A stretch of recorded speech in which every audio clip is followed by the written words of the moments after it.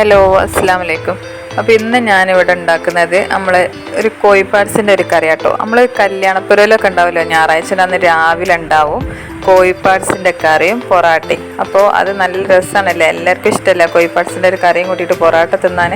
അപ്പോൾ ആ കറിയാണ് ഇന്ന് നമ്മളിവിടെ ഉണ്ടാക്കണം. അപ്പോൾ അതിനായിട്ട് ഞാൻ കുക്കറിലേക്ക് 2 വലിയ ഉള്ളി അരിഞ്ഞിട്ടിട്ടാണ്, 4 തക്കാളി അരിഞ്ഞിട്ട് കൊടുക്കുന്നുണ്ട്. പിന്നെ ഇഞ്ചിയും വെളുത്തുള്ളിയും ചതച്ചത്, ചപ്പ്, കറിവേപ്പ് അതിട്ടെടുത്ത്, പച്ചമുളക് ഇട്ടെടുത്ത്, പിന്നെ പാകത്തിനുള്ള ഉപ്പ്, പിന്നെ കുറച്ച് ഉലുവ, പിന്നെ ഒരു ലേശം വെളിച്ചെണ്ണ ഒഴിച്ച് കൊടുത്തിട്ട് ഇതൊന്ന് നമുക്ക് വിസിലടുപ്പിച്ചെടുക്കാം.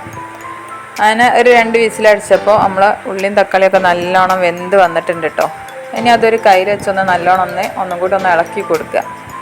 എന്നിട്ട് നമ്മൾ തീ ഒന്ന് ഓണാക്കി കൊടുത്തതിന് ശേഷം നമ്മൾ കഴുകി വൃത്തിയാക്കി വെച്ച കോഴിപ്പാട്സ് ഉണ്ട്, അത് ഇതിലേക്ക് ഇട്ട് കൊടുക്കുക. അപ്പോൾ അത് ഇട്ട് കൊടുത്തതിന് ശേഷം പിന്നെ നമുക്ക് മസാലപ്പൊടി ചേർത്ത് കൊടുക്കാം. ഞാനിവിടെ മല്ലിപ്പൊടി ആദ്യം ഇട്ട് കൊടുക്കുന്നുണ്ട്. മല്ലിപ്പൊടിയാണ് കൂടുതലായിട്ട് ഇടേണ്ടത് കേട്ടോ. അപ്പോൾ ഈ കയ്യിലിനൊരു 1.5 കയ്യിൽ മല്ലിപ്പൊടി ഇട്ട് കൊടുത്തണ്, കുറച്ച് മുളകും പൊടി, മഞ്ഞൾപ്പൊടി ഇട്ട് കൊടുത്തണ്, അതുപോലെ വലിയ ജീരകം പൊടിച്ചതും ഗരം മസാല പൊടിച്ചതും.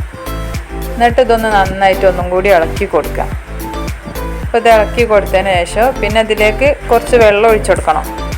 വെള്ളം ഒഴിച്ചു കൊടുത്താലേ നമുക്ക് കറി ഉണ്ടാവുള്ളൂ. അപ്പം കുറച്ച് വെള്ളം ഒഴിച്ചു കൊടുക്കാം. അങ്ങനെ പാകത്തിനുള്ളൊരു വെള്ളം ഒഴിച്ചു കൊടുക്കുക. പിന്നെ ഇതിന് മേലെ കുറച്ചും കൂടെ വെളിച്ചെണ്ണ ഒഴിച്ചു കൊടുക്കുന്നുണ്ട്. അപ്പോൾ അതെന്തിനാന്ന് വെച്ചിട്ടുണ്ടെങ്കിൽ നമ്മൾ കുക്കർ മൂടി വെച്ച് വിസിലടിക്കുമ്പോൾ കുക്കറിൻ്റെ പുറത്തു കൂടെ ഇങ്ങനെ പുറത്തേക്ക് കറിയൊക്കെ തെറിച്ച് ചിന്തിപ്പോവല്ലോ. അപ്പോൾ ആ ചിന്താതിരിക്കാനുള്ള ഒരു ടിപ്പാണ് കേട്ടോ. മേലെ കുറച്ച് വെളിച്ചെണ്ണ ഒഴിച്ചു കൊടുക്കുക. അപ്പോൾ നമ്മളെ കറി ഇവിടെ റെഡി ആയിട്ടുണ്ട്. ഇനി ഇത് പൊറാട്ടയൊക്കെ ഒഴിച്ച് പൊറാട്ടയും കൂട്ടി തിന്നാൻ നല്ല രസമാണ്. അപ്പോൾ എല്ലാവരും ഇതൊന്ന് ചെയ്ത് നോക്കാം.